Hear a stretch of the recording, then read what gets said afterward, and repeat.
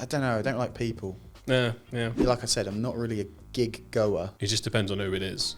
I went to Oasis this week. Wow. Yes, it was very, very good. I enjoyed it very much. Oh, yes. I'm not very much of a gig-going person. I would say, yeah, I don't know. It's just something, I don't know. I don't like people. Yeah. Do you know what I mean? Yeah, it's got to be super worth it to leave the house. Yeah. And it takes ages to get there, just for an event day in London specifically. We're not even that far from London. Yeah, true. Tubes, bloody hate them. So annoying. I don't think anyone would actually, to be fair, there are some people that took too much Tylenol that might really like the tube. What? Oh, right. Yeah. He gets it. Tism. Yeah. Well, maybe it wasn't me then. So, phew. Although, I don't know. I like trains. Shouts out. Yeah, so that whole part's not that fun. Leaving was alright because you're a bit on the waved side at that point. So I didn't really care about that part. Getting back feels like more of a memory than it does an annoying process. Yeah. But because I think it was Oasis and that they broke up in 2009, the whole brother issues. Yeah, I have no idea the backstory. Never been an Oasis fan. I just know this is Liam Gallagher and the other Gallagher. That's all I know. That's it. Yeah. And I'm guessing Liam's the more controversial one, and that's why I know his name. Liam's more of a... They're both quite controversial. Liam's a bit younger and he's more of the rock star. What did they even do to be controversial? I don't even be controversial by today's standards. Probably not. I mean, they're just who they are. They're just northern. They're just northern Southern in press. the scene. I think they used to be quite... when there was the Britpop... the Britpop era, there was obviously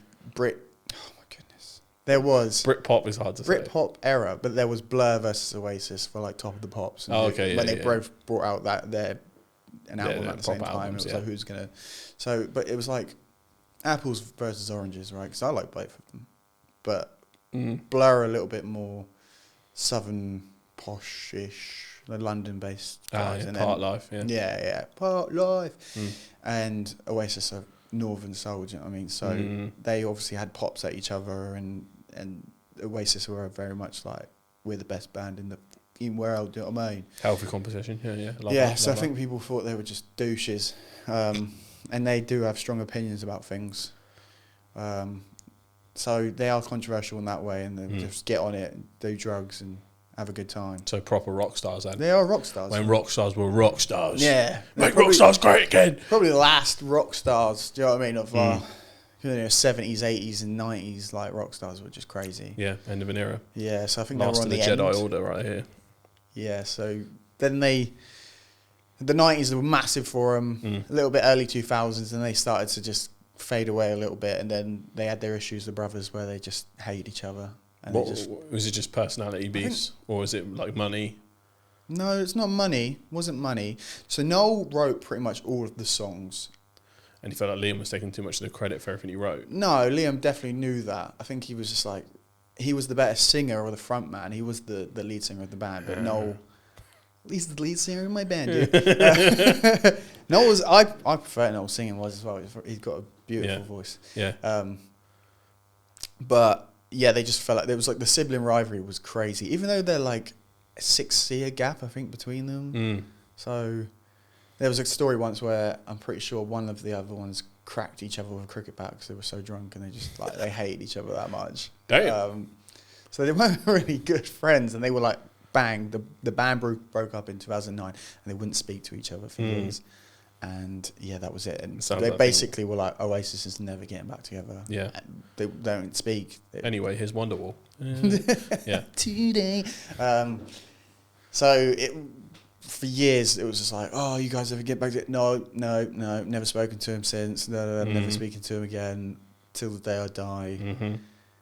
Noel publicly is like going through a divorce and is losing quite a lot of money, and then it's like, bang, Oasis back. For several back to refill the coffers one more time. Mate, they made so much money from it. It's ridiculous. Yeah. Because of the whole, it's never happening again sort of thing. Yeah. But at the end of my gig that I went to, which was one of the last ones of this Oasis Live 25, Liam was just like, here's some champagne supernova, see you next year. Sort of like, Ooh. Yeah, and then the night after that which is the last one of this one. He did it again, and he sort of went, "Whoopsie!" Like he must have been told, like, "Why didn't you do that?" Yeah. But his voice has obviously degenerated over the time where he had that proper John Lennon sort of vibe to it, whereas Noel has a deeper sort of soulful voice, and it stayed. Yeah. So people were like, "Oh, it's not going to be good," but man, he must have like not drank, smoked, like anything, and secured his voice for this whole thing. Cause he must have just been doing a lot of practice to come back as well. Must have been a lot of pressure on their shoulders, because the expectations must have been crazy high. Yeah, because he did. I think it was an AJ fight last year when they announced it. Oh shit! And he was like opening. Good place just to before announce that. Yeah. He sounded terrible, bro. Everyone was like, "Oh my god, I just spent £300. He's gonna sound like that." Like, oh god. But yeah, as soon as the Oasis thing started, he locked in. He was like, "I was trashed." I saw clips from Cardiff, which was the first one a few months ago, and it was like, "Oh shit, they're back." Yeah, so it was incredible, and I'm not, like I said, I'm not really a gig goer. It just depends on who it is. Yeah. So, are you the same? Yeah, I mean, I've never gone to a gig ever. There you go then. Yeah, like, because my music is fucking weird. Like, I don't really like artists in that way. I listen to a lot of soundtracks and stuff, like more than anything else. Like, you'd probably catch me at John Williams live in concert or Harry Potter in concert than you would Beyonce or something like that. So I'm kind of weird in that way, but yeah. I feel like this would be any celebrity. I've always had this weird position where, like, unless it's a certain few individuals, you're not better than me. Yeah, I would not give a flying fuck. Like, if it's Taylor Swift, won't care. If it's like, if it's the King or the Princes especially, I'm gonna make a point not to. Yeah, I hate the royals first of all. So you just named. Well, that and Taylor. You're not a Taylor Swift fan, let's be honest. Are you? No, but like when you meet people, like this happens with a lot of things. When people meet famous people anyway, they'll still be like, "Oh my god, can I get your autograph?" Like I have a thing, like, I will never do that because it's just. But if certain somebody or certain people, my glorious king ever graces me in person, LeBron James, I'll be weak in the knees. Let me tell you. I'll be like, Mr. James. My name's James too. I think I'll start blabbering. I won't think I've formed sentences. I'm getting flustered just thinking about it. It's like, he's probably this guy's going to go to a LeBron James concert. That guy definitely probably can't even sing. He can sing, okay? He performed at the ESPYs one year, and it was great, okay? He was MC Hammer. But yeah, I think there's very few things, but like, I think I would make a certain artist. Like, I think if Eminem did another round and came to the UK, I would probably see that. But then again, rap artists in person are never actually that good. I remember being a big fan of Rizzle Kicks, and then I watched a live performance of Rizzle Kicks, and it was fucking cheeks. Yeah, but is that when they were like heavily into, or like, what were they, probably into drugs at one point, and then really depressed about fuck knows. But I think it's the thing that goes across a lot. Like, I don't think rap translates well to live on stage. Because I'm a bit of a purist. Like, unless it sounds exactly how it did on the CD, I'm not a fan. I don't like the deviations. It has to sound the same. A lot of people like the live aspect to it, though, don't they? Yeah, it messes with my OCD. I don't like it. Like, that's why I really like artists like Adele and Beyonce who sound exactly how they do. Yeah. There's no doctor in there. And then you get some people where you're like, that is shit. Or they'll spend more time dancing than they will singing. And I'm not paying a ridiculous amount of money to go and do that. Shake your booty when you're there to listen. I mean, if you're there for the booty, that's a different story. No, I'm here. If we're talking Ice Spice Live. Shaking your booty. I was shaking my... Oh, this is a different tune. Make me shake my ass. I thought you go in there to dance yourself, like it's a disco. I don't know. Like, can you dance at concerts? I feel like I'd feel weird in a fucking football stadium trying to dance. You can, like, so at Oasis, basically, there is a Man City celebration that all the fans do where they turn their back to the stage, like to the pitch, and then jump up and down together. And obviously, Oasis. Well, that's kind of cool. That's a group activity. They're a massive Oasis, Man City support team, family, and band, right? So there's connections massively. So that one song, they're like, right, you know it, turn around, start bouncing, and obviously, I'm doing a bit because I want to watch people bounce as well. Like, but you get into, you're like, yeah.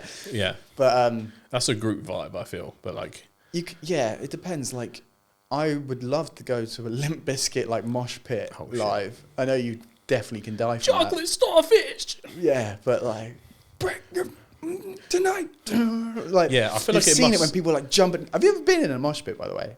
Nah, not done much to jump in one, mate. So much fun. Yeah, I feel like what it'd probably be is that I'd be too worried about looking dumb, so I wouldn't be having as much fun as I should. Well, I mean, yeah, I don't know. I feel like this is just a me problem anyway. Like, sully my reputation? Absolutely not. No way. Fucking what reputation sat in trackies talking shit on a podcast. But you get the idea. These peasants, don't touch me. Back off now. I'm fucking in front of them. You want to go? You want to go? Succulent Chinese meal. I see you know your judo well. But like, honestly, being a part of a mosh pit. I think I saw a band called Pendulum. Saw them at the airport the other day. What do you mean you saw them at the airport? Saw them at the airport on Thursday. They were loading in the heavy bags bit. Oh, really? No, I'm not even joking. I forgot that until right this moment. They were just there, all like putting their bags in and shit. Although I have no idea what Pendulum looks like, so I was just like, Pendulum on their boxes. That might be Pendulum. Yeah, it probably was. Yeah. I hope so. Shouts out Heathrow Airport.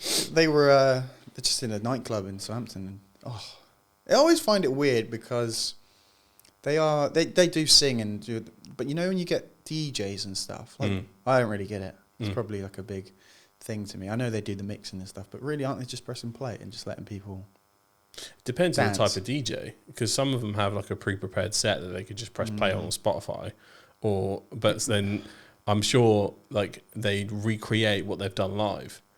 Yeah, maybe or they make stuff that's fresh. And they're really good at it because it sounds just like they when they play it on Spotify.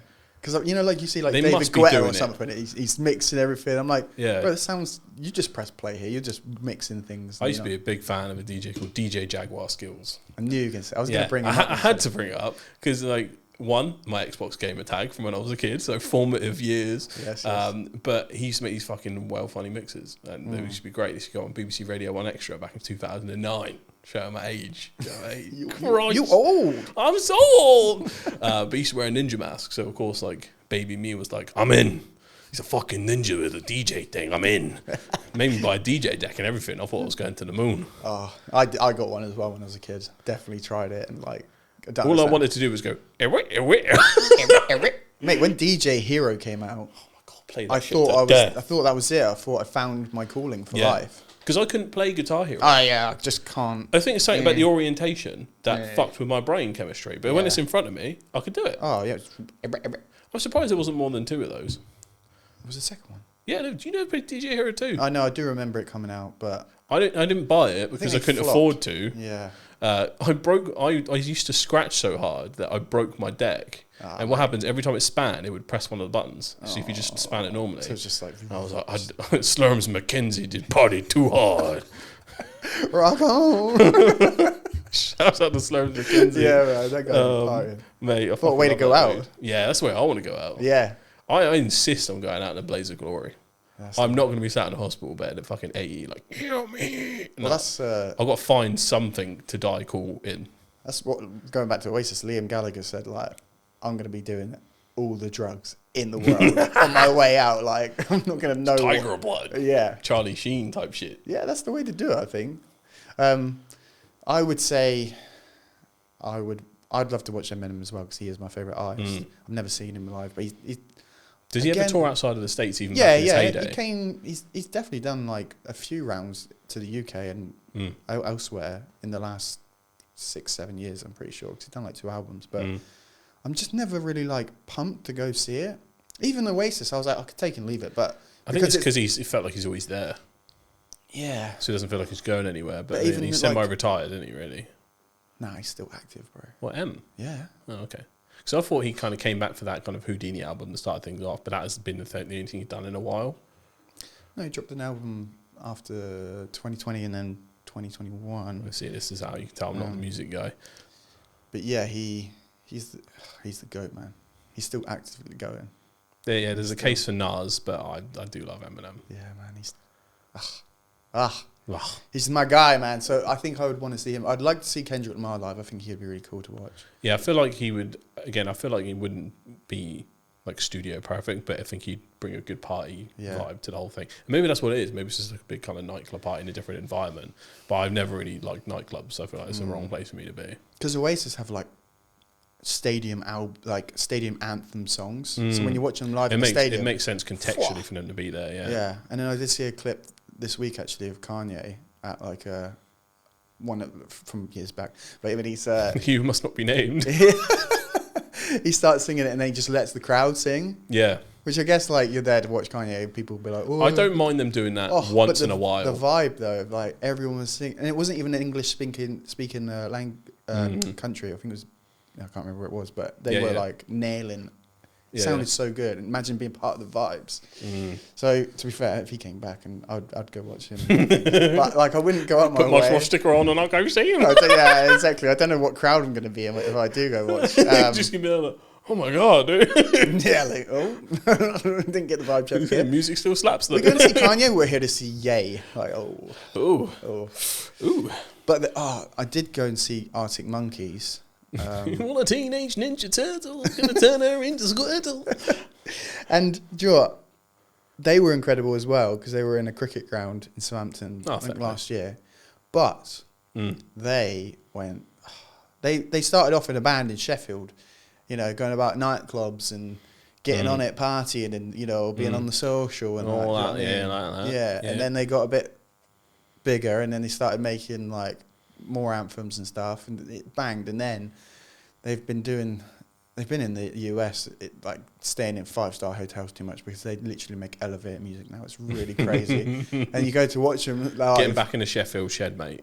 Yeah, because you'd be at that show and they're like, and this is from our new album, and then everyone's like, yeah, I'm going to the toilet for now.